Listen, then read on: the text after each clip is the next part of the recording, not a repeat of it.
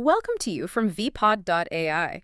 Today we're doing a deep dive into a word you see it everywhere, superfoods. It's on grocery shelves, health articles, social media.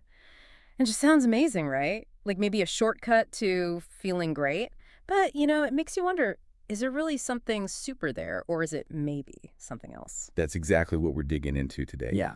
We're going to unpack this whole superfood idea, understand where it came from, and it's older than you might think, and figure out what really makes a food good for you.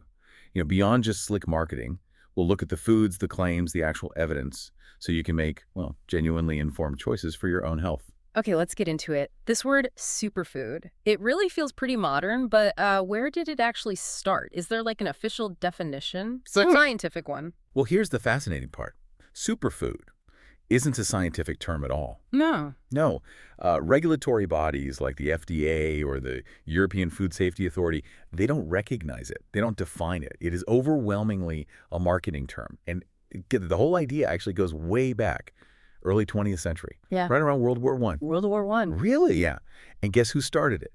The United Fruit Company. They wanted to sell more bananas, so they put out these pamphlets talking up the food value of bananas.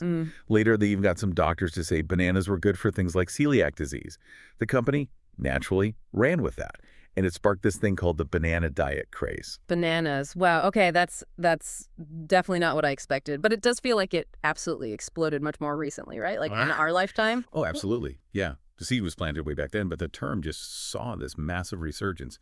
Late 20th, early 21st century, it really, really peaked around 2016. Yeah. It became this incredibly powerful tool, selling specific foods, supplements, loads of diet books. Just try Googling superfoods. You get hundreds of millions of hits. People asking, what is a superfood? Best superfoods for X. It just shows that huge consumer demand, right? But it's largely driven by the marketing. In fact, things got so let's say hype-driven, that back in 2007, the European Union actually banned marketing products as superfoods unless the claims were backed up by solid, authorized scientific evidence. Okay, so knowing it started as marketing, basically. What's the real impact of this branding? How does it affect us, when we're shopping or thinking about food? Does it shift our focus? That's a really important point. These products, the ones labeled super, they were often sold, and still are, frankly, at a higher price than really similar foods that don't have that label. And it's all fueled by this perception of amazing nutrient density, right? But often without solid proof for those specific super claims. The danger, I think, is it pushes this kind of impractical idea, like you can just build a healthy diet on a few special foods, when really health comes from diversity, lots of different whole foods. So yeah, fundamentally, the label is marketing, not really science. Okay, so if it's mostly marketing, what are the downsides? Are there actual, dangers even in focusing so much on these individual superfoods? That's a crucial question for everyone listening. Because while, yes, many foods called super are healthy blueberries, kale, great stuff, the intense focus on the concept itself, that can backfire. One big issue is just misleading information. And a real lack of context you see in popular media. Those top 10 superfoods lists? They're often really brief, not much explanation, which makes them super easy to manipulate to cherry-pick info. Right. Can you give an example? How does that actually play out? Sure. Let's take eggs. Saw an article listing eggs as a superfood. Said they had nutrient richness, high-quality protein. Sounds good, right?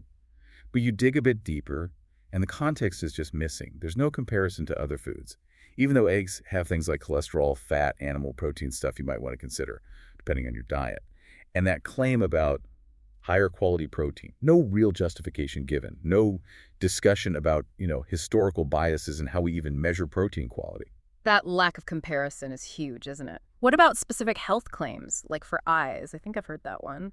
Yeah, that was another point in the article, claims about eye-healthy antioxidants. But again, super misleading. Yes, eggs have some, but many dark leafy greens, they have way more, like orders of magnitude more, sometimes 10, even 100 times more lutein and zeaxanthin than eggs. But the article made eggs sound uniquely good for eyes.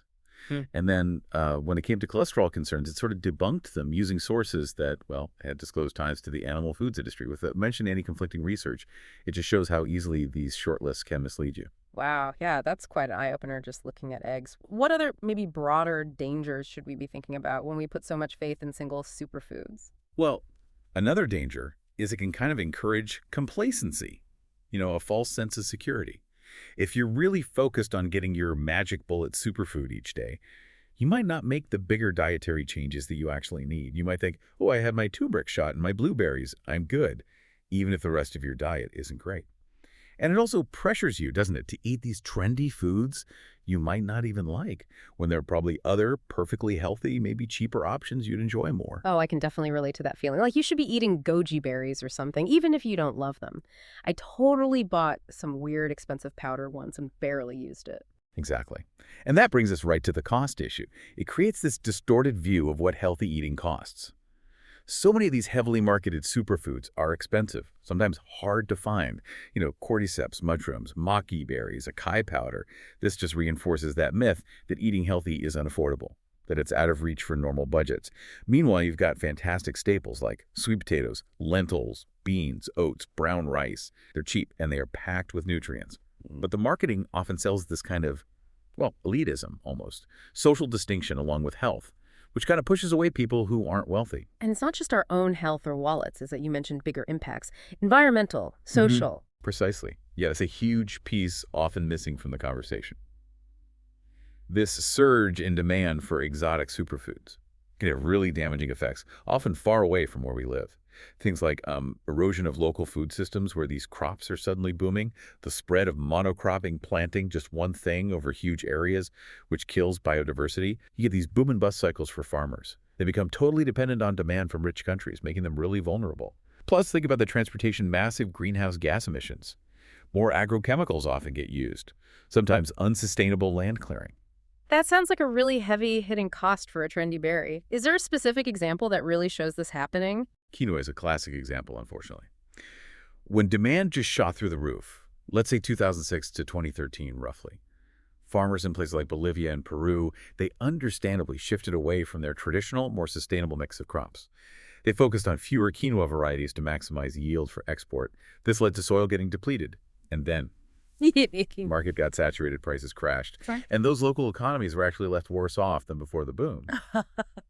So yeah, choosing that exotic superfood, it's not just a personal health choice. It ripples outwards. Much bigger picture. Wow. Okay. That really is a lot to think about. But let's be fair, many of these foods do have actual health benefits, don't they? Like Yeah, you mentioned blueberries, catberries come up all the time. Where's the line? How do we separate the real nutrition from the hype? absolutely. That's the critical question. And you're right. Many foods labeled super are genuinely nutritious. They're dense in beneficial compounds. The problem isn't always the food itself.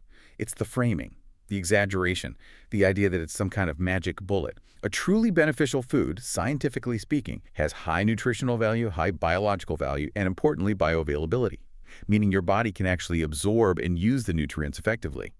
They provide those essential macro and micronutrients your body needs in good amounts. So what are those key things, those markers of a genuinely beneficial food? What should we really be looking for instead of just the superfood label? Okay, think about the core components. First, vitamins and minerals, essential stuff, right? Vitamins A, C, D, E, K, the B vitamins, calcium, iron, zinc, they're vital for everything. Maintaining tissues, bone health, enzymes, just keeping the whole system running. Then, healthy fats, especially omega-3s and omega-6s. Crucial for your heart, your brain. Think salmon, nuts, seeds like flax and chia, and fiber. Can't forget fiber. For digestion, managing blood sugar, helping you feel full so you can manage weight. Found in whole grains like oats and barley, legumes, fruits, veggies. And finally, antioxidants. These are like your body's little protectors. Compounds like polyphenols, flavonoids, they fight off cell damage linked to aging and chronic diseases like heart disease and cancer. Vitamin C and D are also antioxidants. Okay, so when we eat foods that are genuinely rich in those things, vitamins, healthy fats, fiber, antioxidants, what kind of proven benefits are we actually talking about? Right, when you consistently eat these kinds of nutrient-dense foods, the benefits are really wide-ranging and backed by good science. We're talking better cardiovascular health. Things like certain antioxidants, maybe from tomato extract or flax seeds, they can help lower blood pressure, improve cholesterol levels. Anti-inflammatory effects are huge. Compounds in things like turmeric, curcumin, ginger, berries, flax seeds, they can help calm inflammation pathways in the body.